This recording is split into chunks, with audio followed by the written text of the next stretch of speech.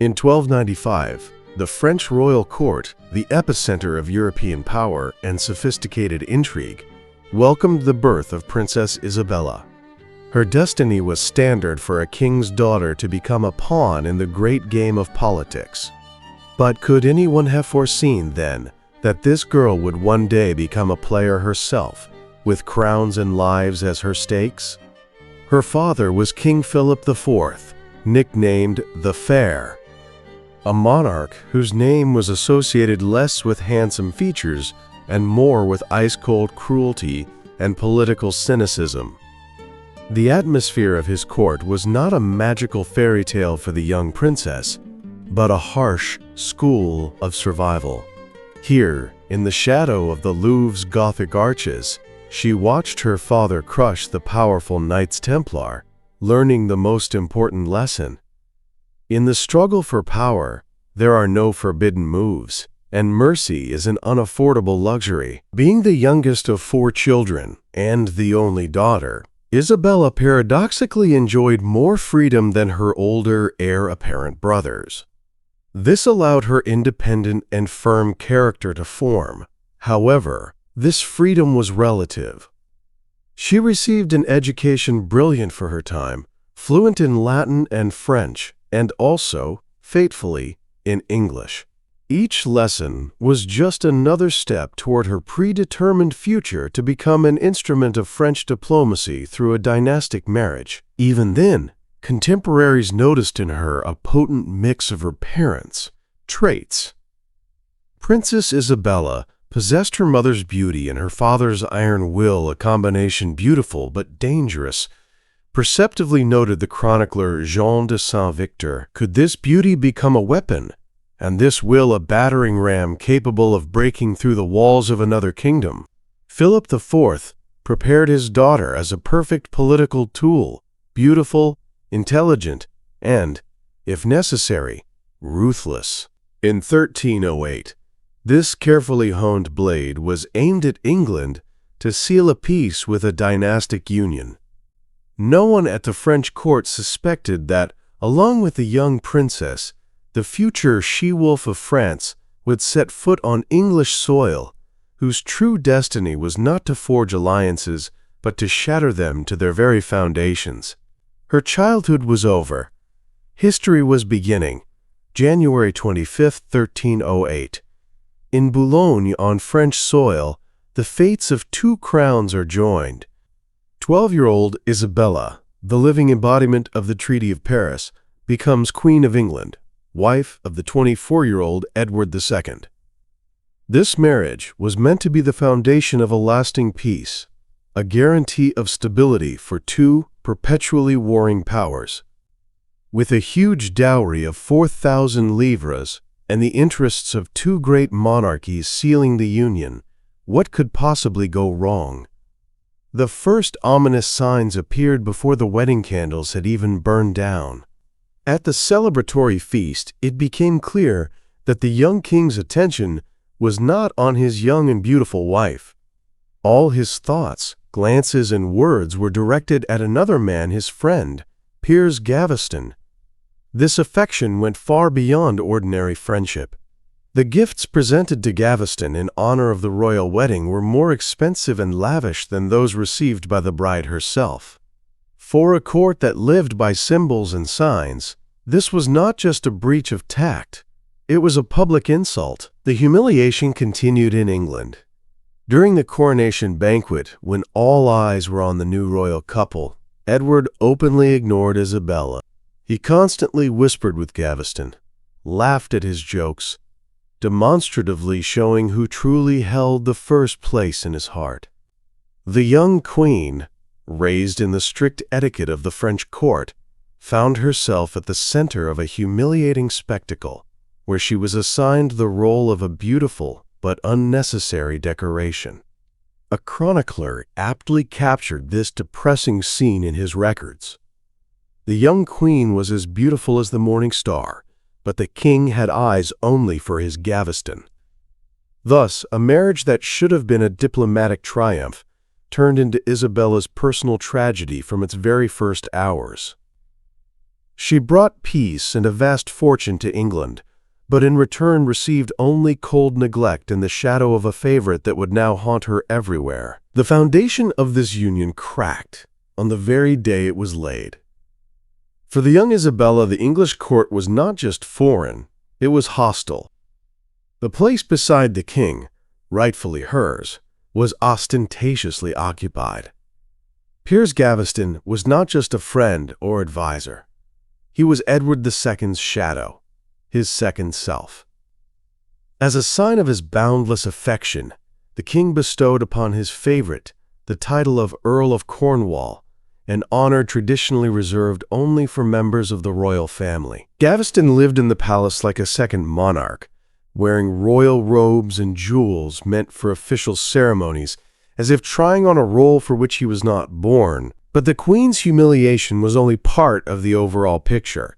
Gaveston reveled in his power with provocative arrogance. At knightly tournaments, instead of displaying courtesy, he showered the most influential English lords with mockery and humiliating nicknames, making mortal enemies for himself. The English nobility gnashed their teeth, watching a parvenu from Gascony rule their king and country. In this suffocating atmosphere, Isabella showed unexpected resilience. Instead of open hostility towards the all-powerful favorite, she chose the path of diplomacy. The young queen tried to build a relationship with Gaveston, and even, according to some sources, interceded for him with the enraged barons. Was this a display of fear, or the first glimmer of the political wisdom that would later make her a formidable force? Meanwhile, rumors about the nature of the relationship between the king and his favorite spread beyond the palace walls. Contemporaries spoke openly of Edward's inordinate love, and the chronicler Ranulph Higden mentioned their impious embraces in his writings. When the barons once again demanded Gaveston's exile, Edward reportedly replied, "I would rather give up my crown than part with Piers." For the nobility, this was the final straw. On June 19, 1312, the lords' patience ran out. Captured and taken prisoner, Piers Gaveston was executed by a group of aristocrats without trial or due process. For England, it was the beginning of civil turmoil. For Isabella, it was the elimination of her main rival. But the favorite's death brought her no relief. Edward fell into deep grief and vowed to take brutal revenge on the murderers. Isabella had escaped the shadow, but was left alone with an enraged king, whose heart was now filled not with love for another, but with a thirst for vengeance. The power vacuum left by Gaveston's death was filled almost instantly. If Isabella had harbored any faint hope that her husband would finally turn his attention to her, these illusions were ruthlessly shattered. One favorite was replaced by a rapacious duo, Hugh Despenser the Elder and his son, Hugh Despenser the Younger. And if Gaveston's era was a time of humiliating neglect for the Queen, the age of the Despensers became a decade of open war. The new favorites surpassed their predecessor in every way, in greed, arrogance, and political ambition. Having received vast lands in Wales, they became the de facto rulers of the kingdom, and Hugh the Younger took the place in the king's heart that once belonged to Gaveston. But there was one key difference. While Gaveston merely pushed the Queen into the shadows, making her a third wheel, the Despensers saw her as a direct threat to their influence and treated her with open hostility. Their avarice knew no bounds. They confiscated lands from lords and shamelessly enriched themselves from the treasury, shocking even a nobility accustomed to arbitrary rule. A chronicler of the time caustically noted, "The Despensers sucked the life out of the kingdom like leeches, and the king allowed it because of his carnal love for the younger one." For Isabella, this was not just a political humiliation, but a personal trauma. The favorites encroached on her status, taking away some of the lands and revenues due to her as Queen of England. In desperation, she was forced to complain to her brother, the King of France, a step that demonstrated her complete powerlessness at the English court. Dark rumors circulated that the Despensers did not shy away from psychological abuse, forcing Isabella into humiliating ceremonies to emphasize her dependence on their will. Isabella found herself in a gilded cage, where her jailers were her husband's lovers. She was not just a forgotten wife, but an enemy in her own home. The Queen's patience was wearing thin. A decade of humiliation had to end one way or another. The opportunity for escape presented itself under the most respectable pretext, a diplomatic mission to her homeland, France. In 1325, Isabella left England, but this was no temporary visit. It was an escape. And to make her move irresistible, she took her main trump card with her, the young Edward, heir to the English throne. The Queen Mother was supposedly going to negotiate, but in reality, she was preparing for war.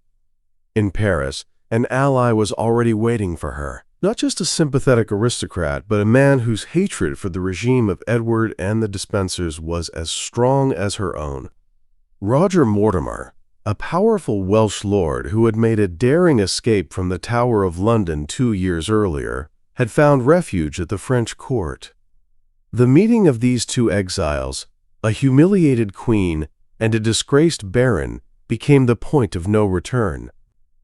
Their alliance was forged not only by a common goal, but also by a blazing passion.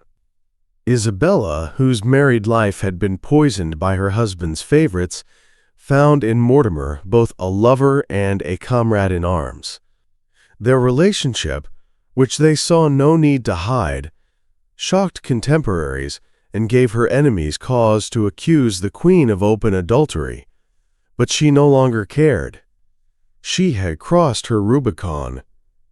Isabella's court in Paris became the headquarters of the English opposition. Money was raised, mercenaries were recruited, and the threads of a conspiracy were woven, stretching across the English Channel. Acting with calculated foresight, Isabella secured the support of the Count of Hainaut, promising her son's hand to his daughter in exchange for soldiers and funding. She used the same weapon her father had once used a dynastic marriage. The stakes were incredibly high, and the Queen knew it. The words later attributed to her by the chronicler Froissart perfectly reflected her resolve. One of us must perish, either I or the Despensers. There is no third way. The humiliated princess was dead. In her place, a vengeful warrior was being born, ready to return to England not with a peace treaty, but with a sword in her hand. On September 24, 1326, a small fleet appeared off the coast of Harwich. From it, Queen Isabella disembarked onto English soil at the head of an army of fewer than 1,500 mercenaries. From a military standpoint, it was sheer suicide, a handful of soldiers against an entire kingdom.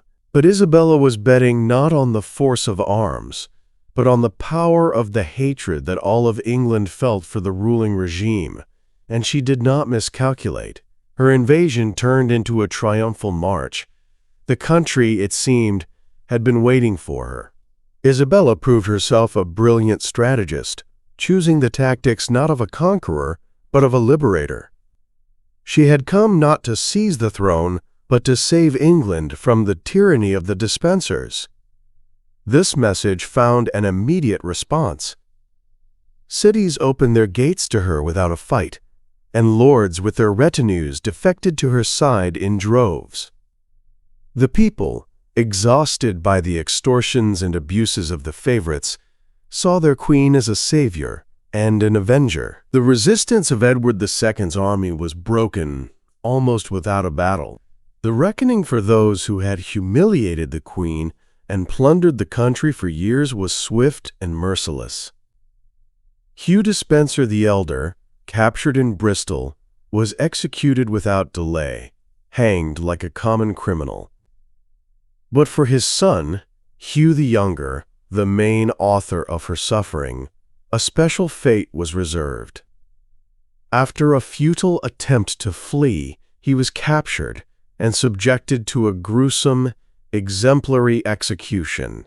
He was stripped naked, tied to horses, and dragged through the streets to the jeers of the crowd. He was then hanged, but cut down while still alive, only to be disemboweled and quartered in front of everyone. His severed head, a grim trophy, was sent to the deposed king as a mockery. The she-wolf had come for her prey. When, according to legend, the head of her greatest enemy was brought to Isabella, she coldly remarked, "At last, this serpent has received his due." This was no longer a humiliated princess, but a queen who had tasted blood and was intoxicated by power. After the execution of the Despensers, King Edward II was utterly alone. Deprived of his favorites, his army, and his support, he became a fugitive in his own kingdom. His desperate attempt to find refuge in Wales ended in failure. In November 1326, the deposed monarch was captured and became a prisoner of his own wife. The game was over. What followed was an unprecedented political spectacle. On January 20th, 1327, Parliament, completely under the control of Isabella and Mortimer, officially declared Edward II unfit to rule. He was forced to abdicate the throne in favor of his 14-year-old son, the future Edward III. Officially, the act was presented as quote, but everyone understood it was coerced.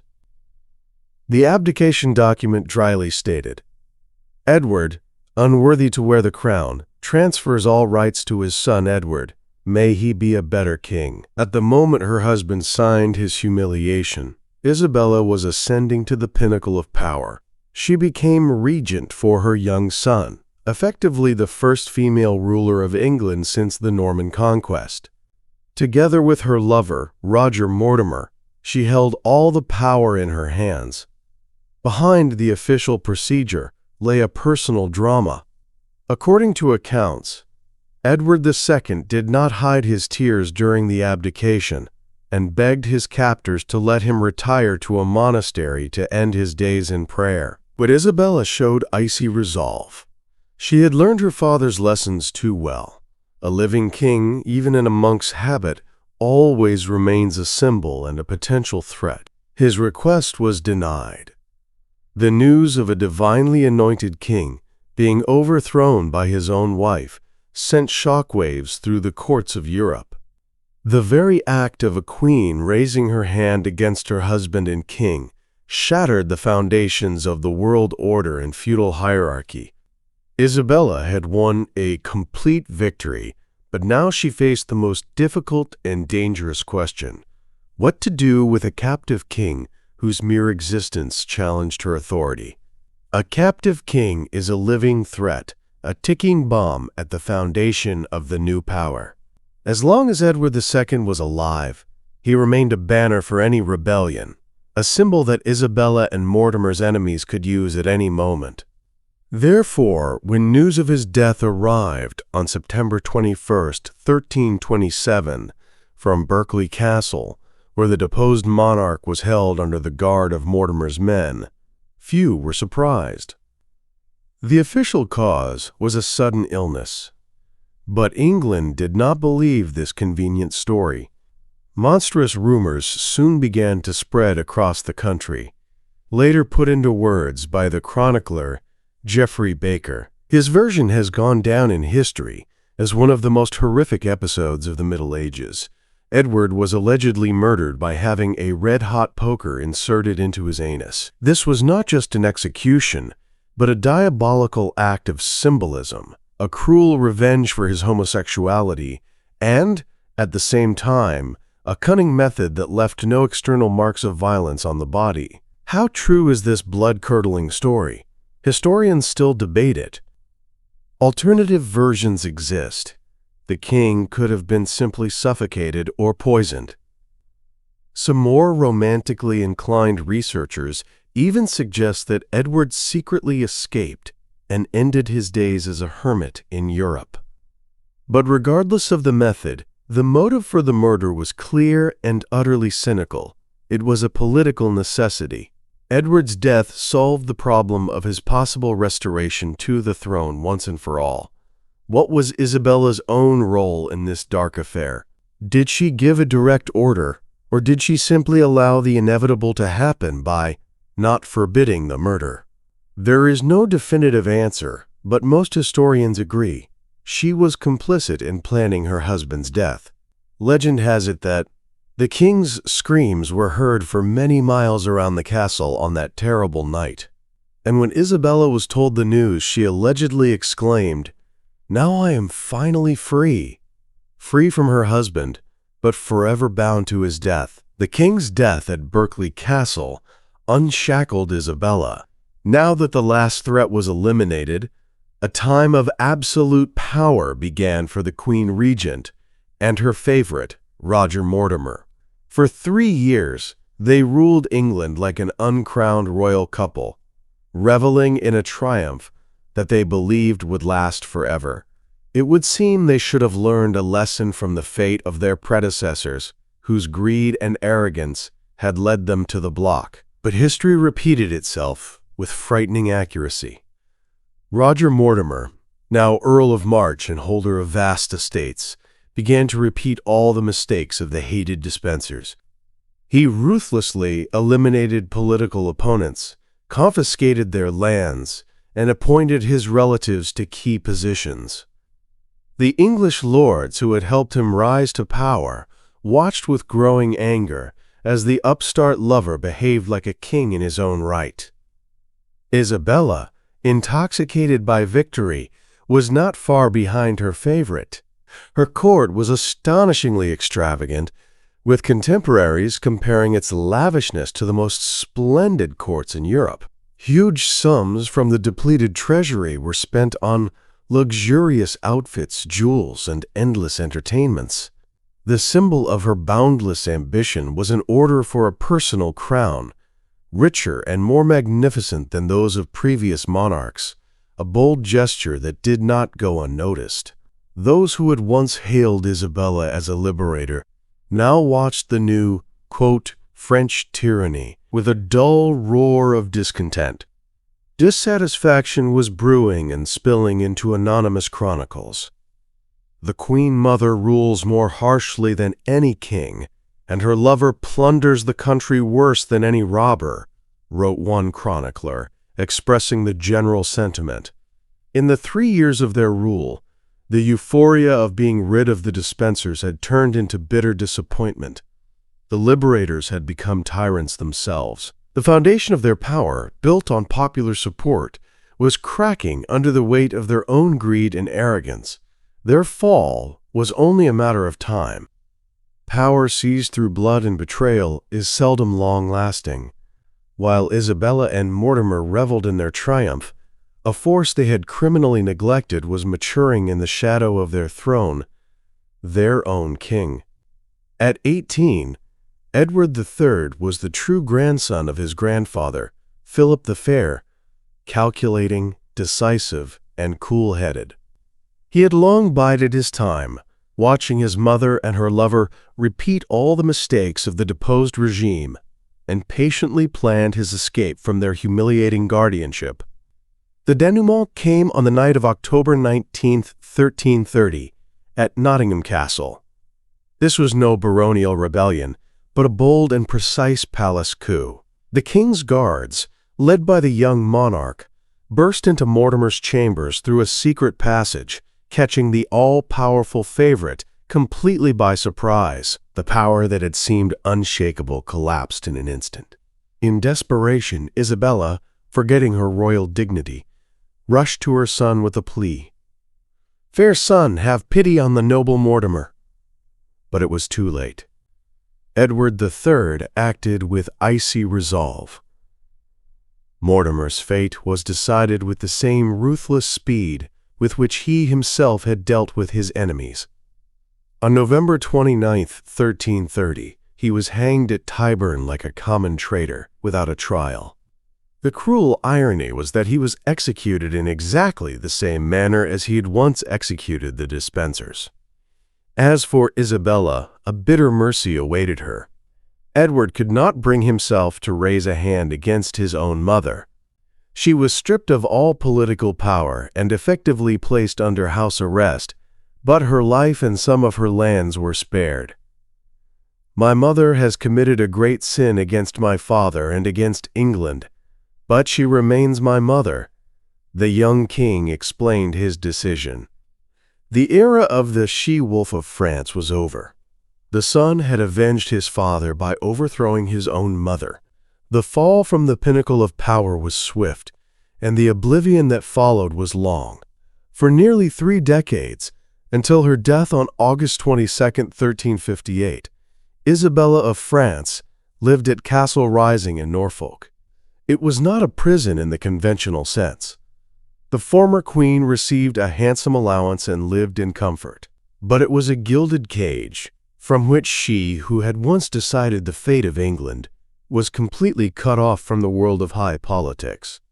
But a wolf, even an old one, does not become tame. At first, she still tried to influence the court through her loyal ladies-in-waiting, to weave the shadows of intrigue that had once been her element.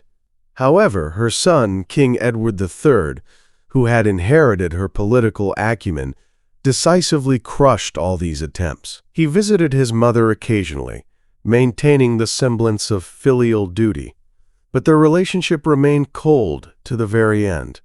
He had forgiven, but he had not forgotten. Over the years, her tempestuous nature seemed to find solace in religion. Isabella became very devout, donating huge sums to the church and monasteries. Was this a sincere repentance for the sins of her turbulent youth, or merely an attempt to buy forgiveness in the face of eternity? A legend surrounding her final years adds another dark touch to her image. According to the tale, Isabella willed that she be buried with a silver casket containing, it was claimed, the embalmed heart of her murdered husband, Edward II. Whether this was a symbol of belated remorse or of an eternal, possessive hatred, we will never know. She died at the age of 63 and was buried with royal honors in the Greyfriars Church in London, but the ceremony was far more modest than what would have befitted a ruling queen. It was a final sign that underscored her true status, the king's mother, but not a sovereign. It was said that Isabella's last words were, "My son has avenged his father. It is just." So who was Isabella of France in the annals of history? A bloodthirsty schemer or a victim of circumstances, forced to become a predator to survive? The nickname, She-Wolf of France, coined by the poet Thomas Gray only in the 18th century, stuck to her forever, turning her into an archetype of the femme fatale in literature. However, modern historians see her not as a demon, but as a pragmatic ruler, acting within the brutal political culture of her time. From a feminist perspective, she is one of the first women who dared to fight for power in a man's world, where her ruthlessness was a necessary weapon. She combined French sophistication with her father's icy will, a capacity for passionate love and for cold-blooded cruelty. Perhaps the best assessment was given by the historian Michael Prestwich. Isabella of France was a product of her cruel times, but she surpassed them in the scale of her ambition and determination. Whether she was a she-wolf or not, Isabella of France changed the course of English history by the sheer force of her will. What do you think? Write in the comments below this video.